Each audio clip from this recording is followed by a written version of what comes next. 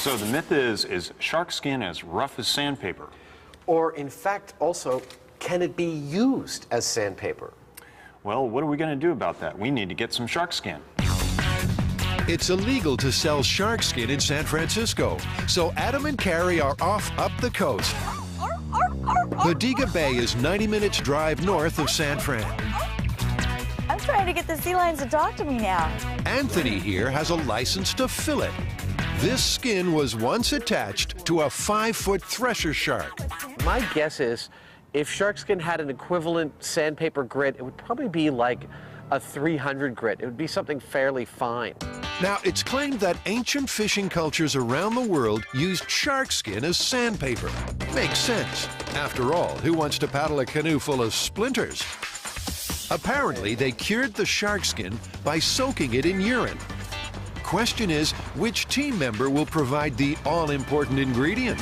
If we have to soak shark skin in pee for a day and then I have to handle it, I have to have my own. There's no way I'm gonna have Adam peeing into a cup.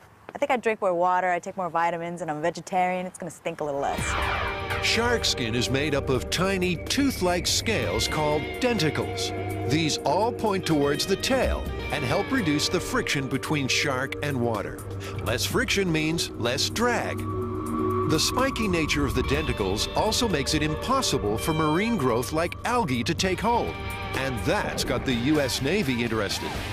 It's using shark skin as the inspiration for a new anti-fouling paint for ships. The plastic and rubber coating contains billions of tiny diamond-shaped denticles, which stop algae latching on.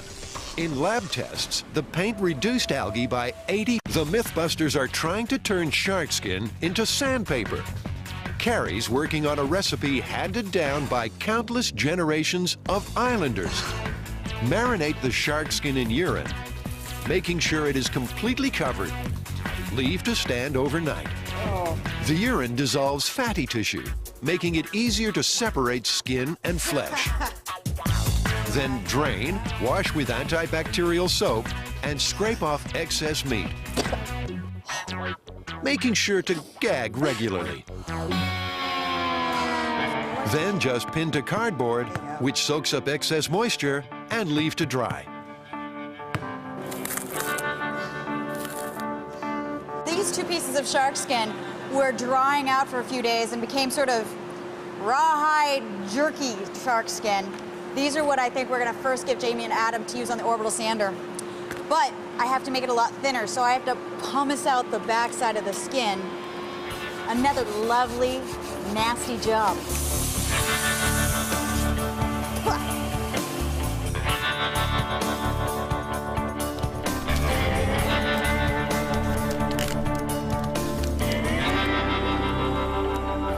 Well, let's have a look at it. I also have some sandpaper over here so you can compare it and see what kind of grain you've got.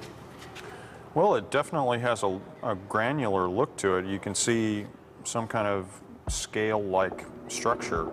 Jamie studies the shark skin through a microscope, and the regimented rows of denticles give him an idea. The shark skin seems to behave more like a file than sandpaper. It's much more directional. So maybe we should treat it like a file when we're using it. You know, sandpaper is so, it doesn't care which direction you push it. Right. So I think if we were to try and test this the way we use sandpaper, we would find it probably doesn't do anything. Time for a sandpaper scrape-off. So this is a pristine piece of plexiglass. We should be able to see quite clearly how the sandpaper does against the shark skin when we give it a little rub down. 5 different sandpaper grits are used, 1 stroke each.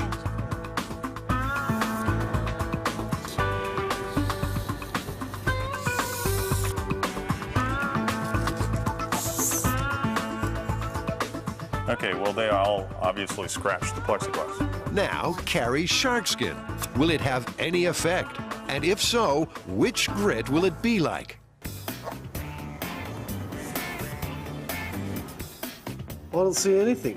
Well, there is something there, but it's not very much. So much for Jamie's file theory. Adam tries a more traditional sandpapering style. Actually, Even though it has a grain, it seems to sand in every direction. In fact, it sands better using it that way than what I would have guessed. The closest equivalent is the 6 or 400.